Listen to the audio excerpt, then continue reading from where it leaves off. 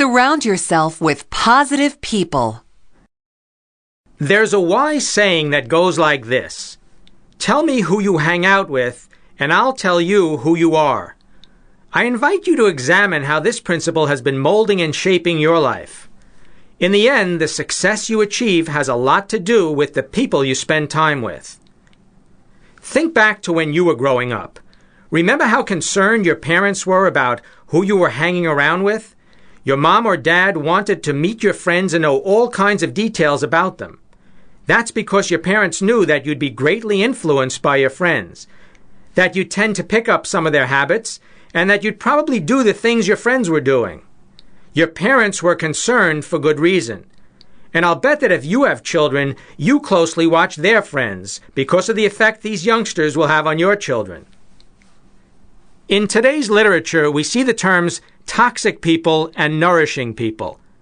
As you might expect, toxic people are the ones who always dwell on the negative.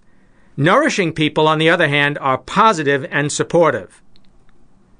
Let's take a closer look at each of these groups. Negative people will always drag you down to their level. They hammer away at you with all of the things you can't do and all of the things that are impossible.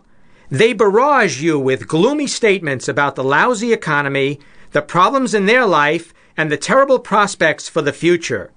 If you're lucky, they might even throw in a few words about their aches and pains and recent illnesses. After listening to toxic people, you feel listless, depressed, and drained. That's why negative people are often referred to as energy vampires. They suck all the positive energy out of you. I'm sure you know just what I mean. When you're with a toxic person, the air feels heavy, like you could cut it with a knife. One thing is certain: if you hang around with these negative people long enough, they will wear you down and kill your dreams. On the other hand, how do you feel when you're with people who are positive, enthusiastic, and supportive? You're encouraged and inspired. There is something truly amazing about positive people. They seem to have a positive energy that lights up a room. When you're around them, you start to pick up their attitude, and you feel as if you have added strength to vigorously pursue your own goals. If you had a choice, wouldn't you rather hang out with nourishing people? Well, in fact, you do have a choice. It's up to you to determine who you spend your time with. If toxic people surround you in your daily life, only you can do something about it. Examine your friendships and relationships at work and during your leisure hours. Those who occupy your time have a significant impact on your most priceless possession, your mind. It's your responsibility to regulate what you allow into your mind. Here are some things you can do. If you frequently have lunch with toxic people at work, stop having lunch with these people. Find a diplomatic way of distancing yourself from this poisonous group. Outside of work, examine your friendships, even long-standing ones. Are you surrounding yourself with negative friends and spending a lot of time with them in your leisure hours? If so, I'm going to ask you to think about spending much less time with these people or no time with them.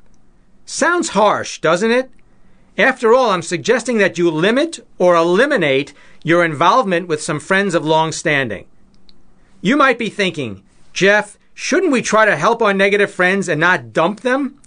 Well, you're free to choose whatever you think is best, and each situation must be dealt with based on its own unique facts. But I found that in most cases, hanging around these negative friends does not help them, and it certainly does not help you. Everybody gets dragged down because the negative person doesn't want to change. They just want someone to listen to their tales of woe. If you have a strong urge to spend time with negative friends, ask yourself, why am I choosing to be with these people? Consciously or unconsciously, you may be choosing to hold yourself back, to be less than you're capable of becoming. By the way, I think it's great to help someone overcome their negativity. But if you've been trying for the last 8 years and are getting nowhere, maybe it's time to move on. Do yourself a favor. Hang around with positive people. I'm not making a judgment here that negative people are any less worthy than others.